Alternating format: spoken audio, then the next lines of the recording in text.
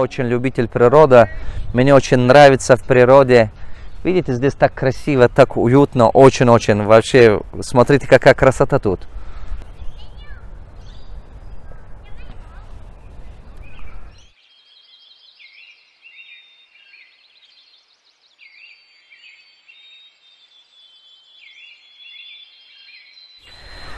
Хочу рассказать вам о уроках, жизненных уроках, которые я получил касательно денег, именно касательно инвестиций.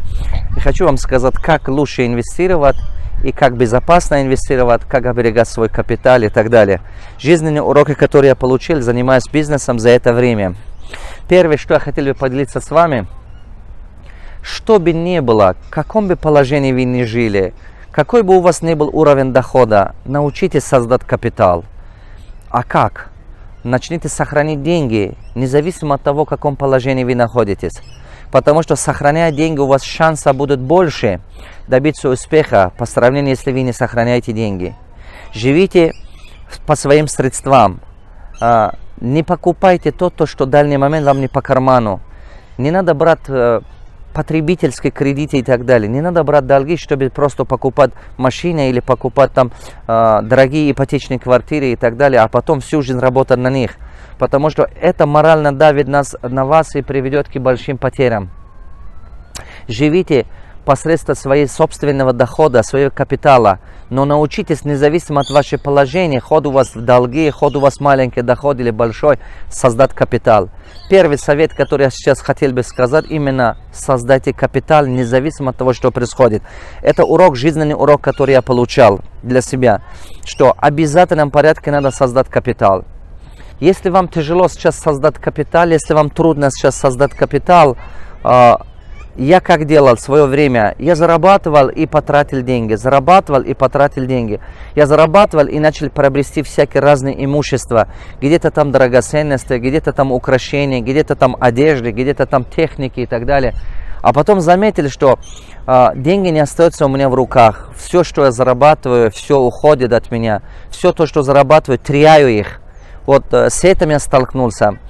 И потом я заметил, что я зарабатываю, кто-то долг просит, и ему отдаю. Где-то родственники просят, им отдаю.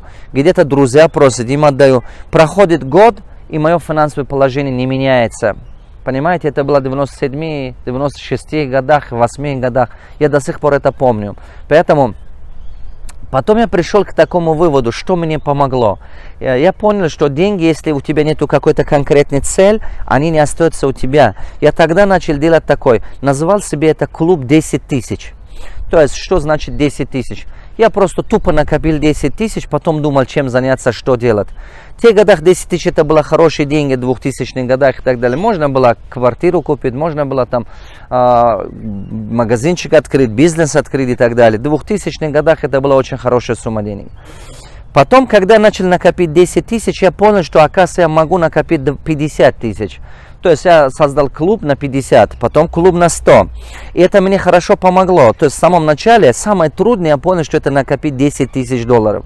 Создать капитал на 10 тысяч долларов, это оказалось самое тяжелое. Потому что из маленького дохода это очень трудно собрать, очень трудно сохранить и так далее. А когда доход у вас по чуть-чуть растет, конечно, намного попроще.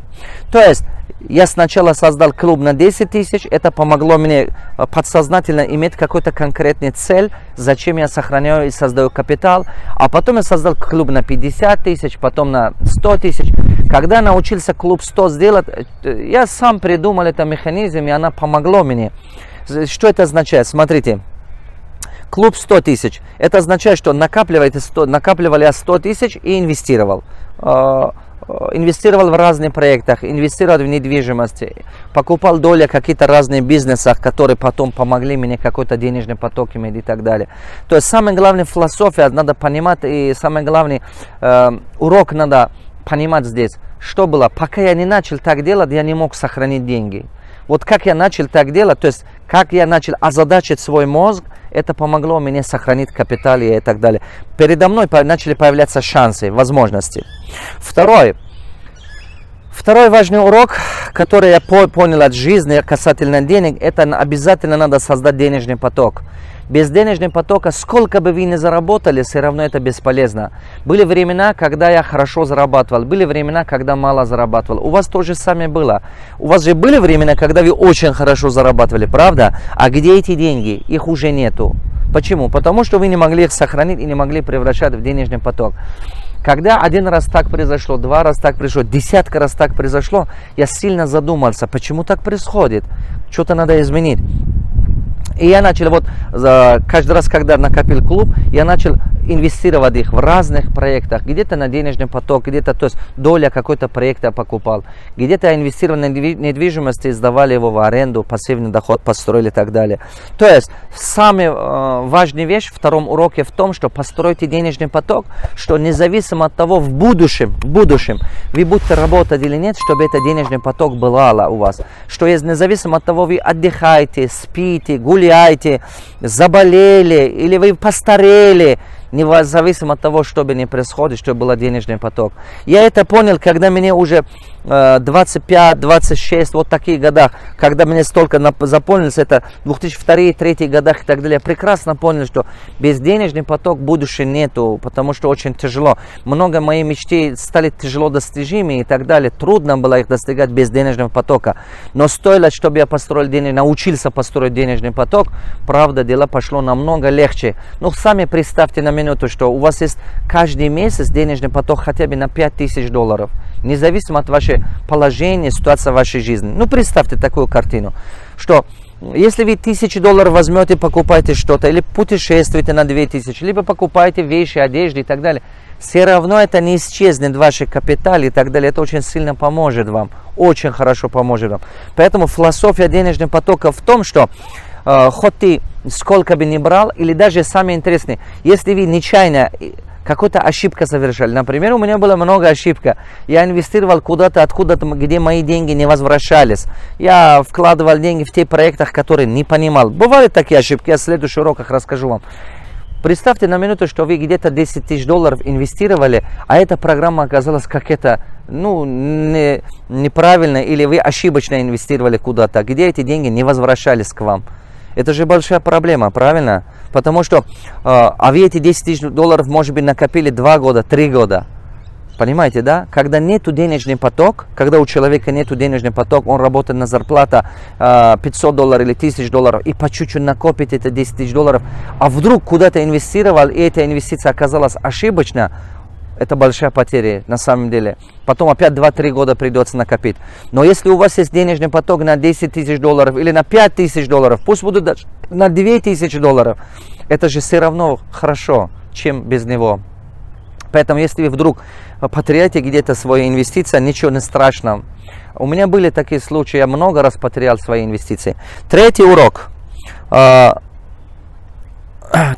который очень-очень важный по управлению денег, я понял, это вложить надо деньги только туда, где у тебя достаточно знаний, достаточно понимания, достаточно навык и умения есть, и достаточно ты вложил время, и самое важное, в будущем тоже можешь найти время, чтобы это контролировать. В чем была моя ошибка, почему я много раз потерял деньги? Она была связана с тем, что я инвестировал деньги в те проекты, где я не понимал, во-первых, где у меня знаний не хватало, во-вторых, я вкладывал деньги туда, где у меня не было самому собственное время их контролировать. У меня не было времени их проверить, ходить, контролировать и так далее. А то, что отчеты, которые они мне написали, я поверил, просто смотрели и так далее. Получилось так, что они, когда давали мне отчеты же можно что угодно нарисовать, правильно? Поэтому я посмотрел на этих отчетах уже после того, когда уже денег не было, уже было потрачено. Где-то эти партнеры мои от незнания потеряли эти деньги, где-то, можно сказать, хитрости и так далее. В общем, факт, что я потерял деньги очень много. Я потерял деньги в детском клинике. Я открывал в Караганде детскую клинику, партнером стали, потерял деньги. Алмате гостиницами ремонтировали, то есть постарались запустить и так далее. Я там потерял деньги. Сеть химчистки попытались построить, я там потерял деньги. Самое интересное, что я сразу не делал вывод, я продолжал просто зарабатывать, вкладывать, зарабатывать, вкладывать, зарабатывать, вкладывать. И надеялся, что вот сейчас у меня денежный поток пойдет и будет нормально. была ошибка в том, что я время не находил их контролировать. Поэтому третий важный урок, который я получил от жизни по управлению денег, это что инвестируйте деньги туда, куда вы уже имеете навыки и умения, где вы можете в дальнейшем тоже вложить время, чтобы у вас хватало времени, чтобы это все контролировать и так далее. Следующий важный урок, который я понял, четвертый, никогда не инвестируйте, пожалуйста, пока вы не делаете глубокий анализ. Если вы сами не профессиональный специалист, не делайте этого, пожалуйста. Долго ошибаясь, почти очень много раз ошибаясь, потом я понял, что в дальнейшем чтобы исправить эту ошибку, я что делал? Теперь как я делаю? Это очень мне хорошо помогает. Я обязательно запускаю юридический аудит, финансовый аудит. После того, когда все аудиторы меня заключение привозят, потому что у меня нет времени, я лучше чуть-чуть оплачу там $500, $1000 кому-то, кто понимает эту работу, лучше меня, кто понимает. Он пойдет и все проверяет, может быть неделю, может быть 3 дня, может быть 5 дней, зато привезет мне полное заключение изнутри, все к чему. И исходя из этого, теперь я начинаю инвестировать. Значит, четвертый шаг, инвестируйте только после того, когда у вас есть юридическое заключение, юридический аудит и есть финансовый аудит, чтобы четко понимали вообще, стоит ли туда вложить деньги или нет. Это намного дешевле вам обойдется. Следующий урок, который, дорогие мои, я получил, это четвертый, скажем, я делал анализ, и я понял, что, оказывается, почему я много делал ошибки по управлению денег, по инвестициям. Это было связано с тем, что я проверил, оказывается, где я принимал решение единолично, очень много ошибки. А где я принимал решение, можно сказать, коллективное решение, или с командой обсуждал, или с моим наставником обсуждал, с кем-то-нибудь из них, или с моими советниками, там всегда ошибки меньше.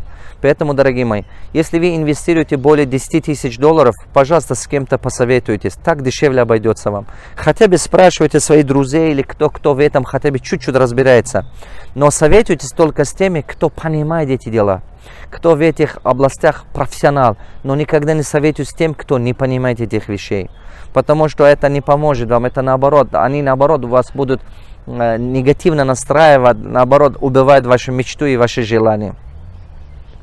Следующий важный урок, который я понял, это надо делать бизнес только с теми, кто учится.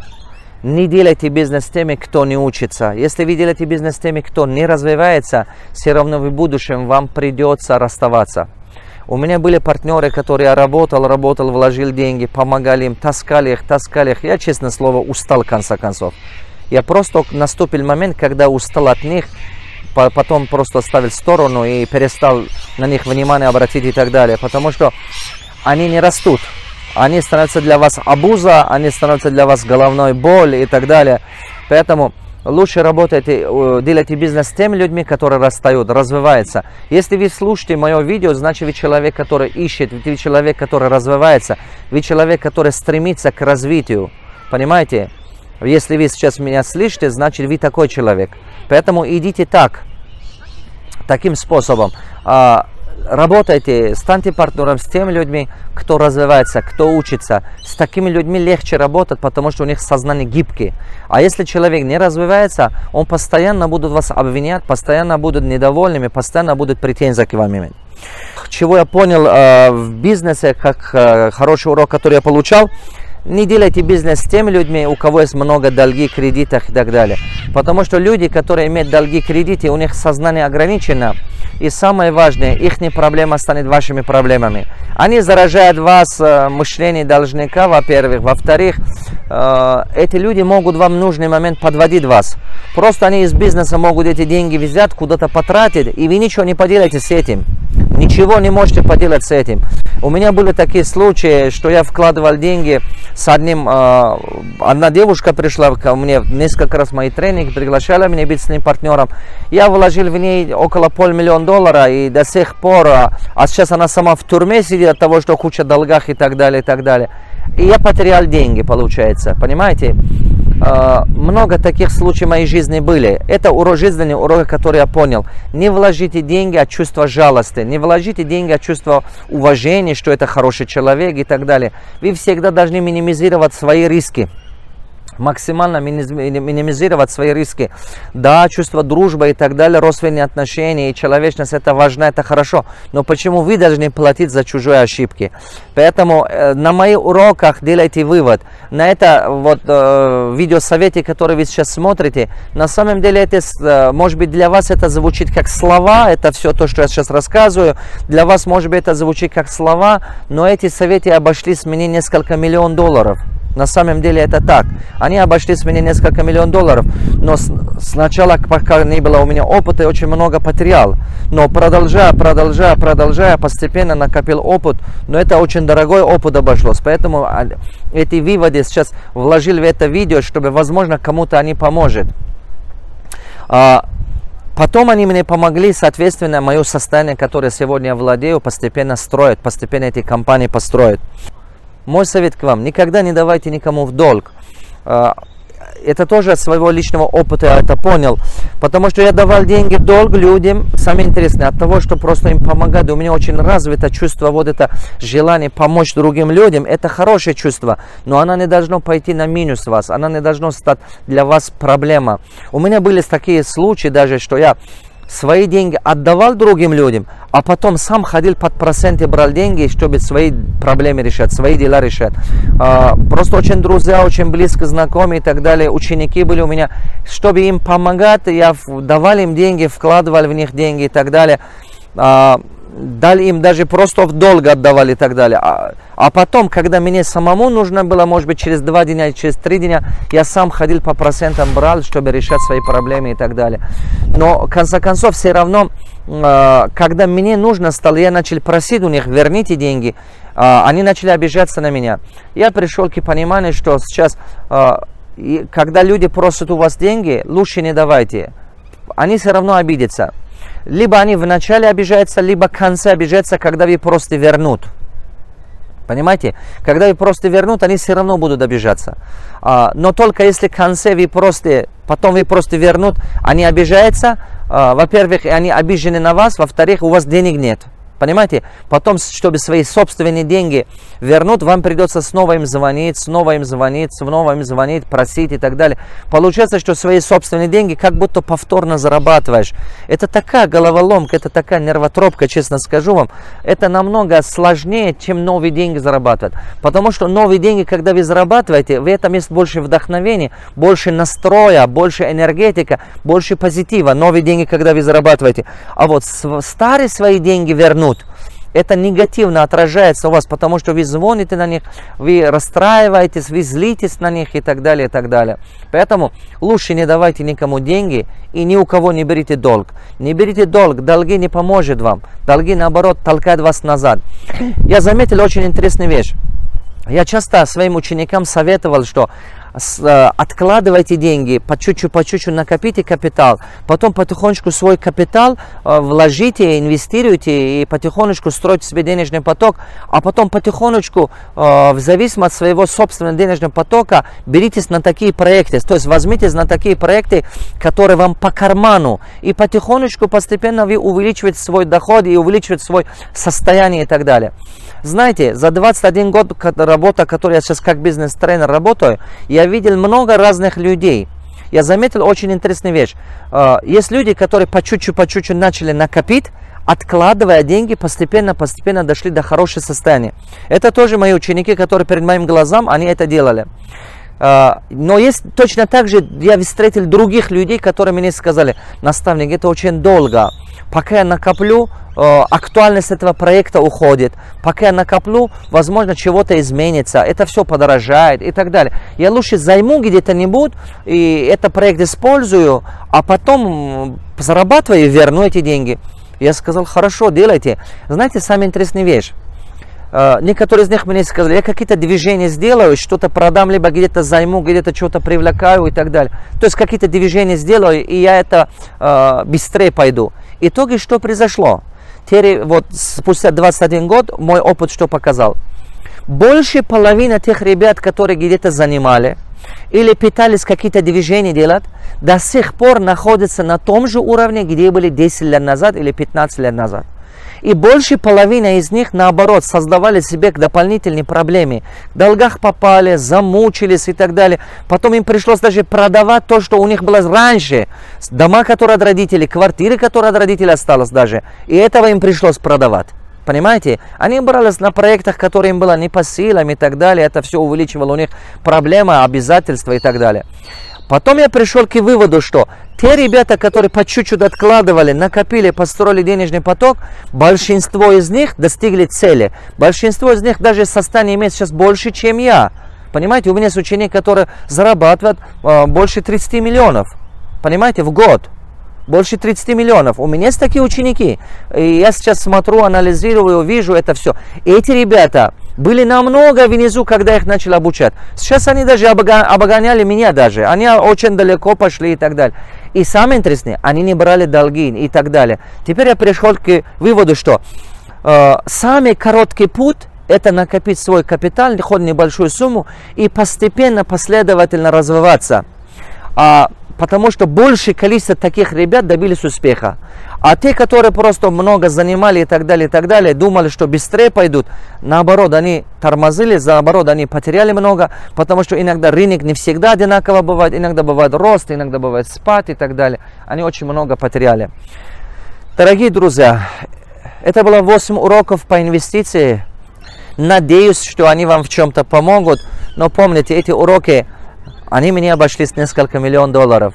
Соблюдая их, возможно, они вам принесут точно так же много успехов. Дорогие мои, берите что-то полезное из этих советов, практикуйте. А что-то, что вы читаете, вам не нужен, можете не брать. Но если берете из этих советов, принимайте их и практикуйте, могу уверенно сказать, что они как минимум 2, 3, 5 раз увеличивают ваш доход. Желаю вам успехов. Ставьте лайк под нашей этой рубрикой. Рекомендуйте своим друзьям, знакомым. У кого проблема в деньгах, у кого проблема с долгами, проблема в бизнесе. Пожалуйста, рекомендуйте им. Пусть это принесет им пользу. К вашим услугам.